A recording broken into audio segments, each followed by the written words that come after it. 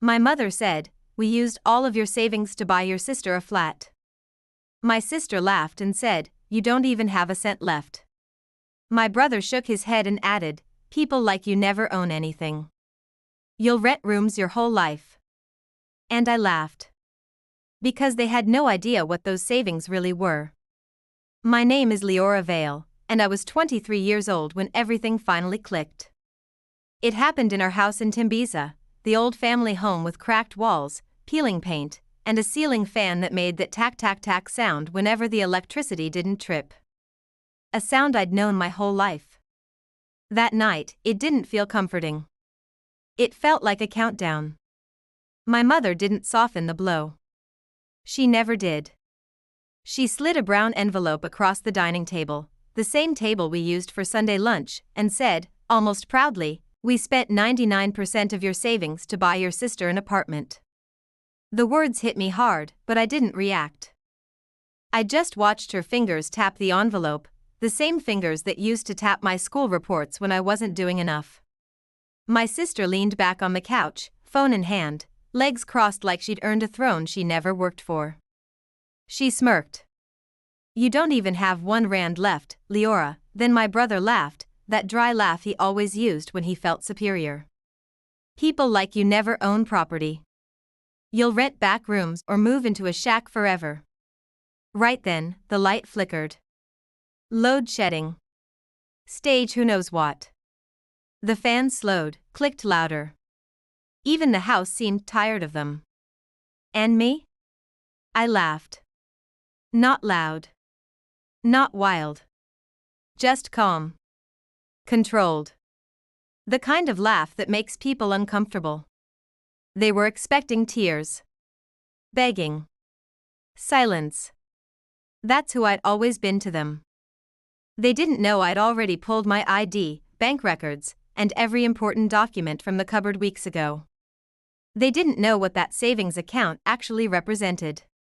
They didn't know what I truly owned. But they were about to. My mother frowned. She hated losing control. Wipe that smile. "You should be grateful your sister finally has stability. You never needed that money." Grateful. For losing everything I worked for. I leaned back, feeling the vibration of the fan above us. Tack. Tack. Tack. My sister flipped her weave over her shoulder. "Honestly, Leora, if that money stayed with you, you'd just waste it." I studied her carefully. The new iPhone. The bracelet she borrowed from me just for the weekend and never returned. The entitlement she wore like perfume. My brother leaned forward. Landlords love people like her, quiet, desperate, always settling. Quiet. Desperate. Settling. Their words didn't hurt anymore. They confirmed what I'd always known. I wasn't family to them. I was a backup plan. A wallet. A sacrifice. Always paying black tax. I tapped the envelope my mother had pushed toward me. Inside were copies of the apartment papers, thin, cheap pages, slightly creased. My mother mistook my silence for defeat. She said confidently, "The deed is signed. The bank approved it. It's in your sister's name." That's when I looked up. Calm. Steady. "No," I said softly. "It isn't." My sister laughed nervously. "What do you mean?" "FNB signed. The agent signed. Mom signed." I slid the papers closer. "You signed the wrong documents." My mother straightened. "Impossible. I checked everything." "You checked," I said, "but you didn't understand." I pulled the top page forward just enough for them to see the heading, "Property Transfer, Provisional Review." Not final. Not legally binding.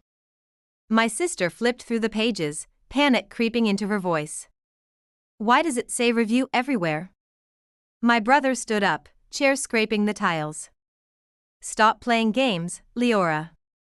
The room smelled like dust, old curtains, and pine glow. I breathed in slowly. "The agent said it could be done," I said. But I never signed. Silence.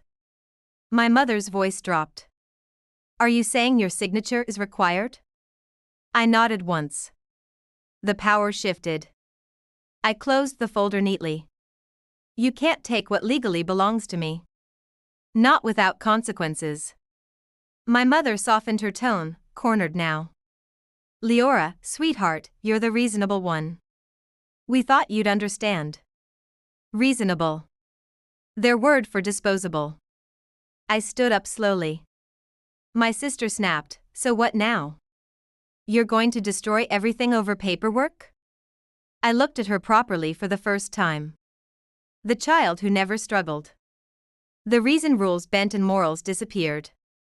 No, I said. I'm fixing everything. My brother scoffed. Mom will cut you off completely. I smiled. She already did. I walked to the old cabinet by the window, the one filled with faded photos and trophies that meant nothing, and pulled out a slim black envelope I'd hidden months ago.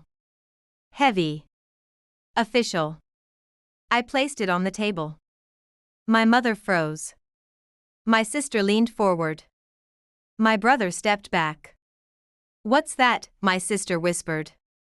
Proof, I said, of what I really bought.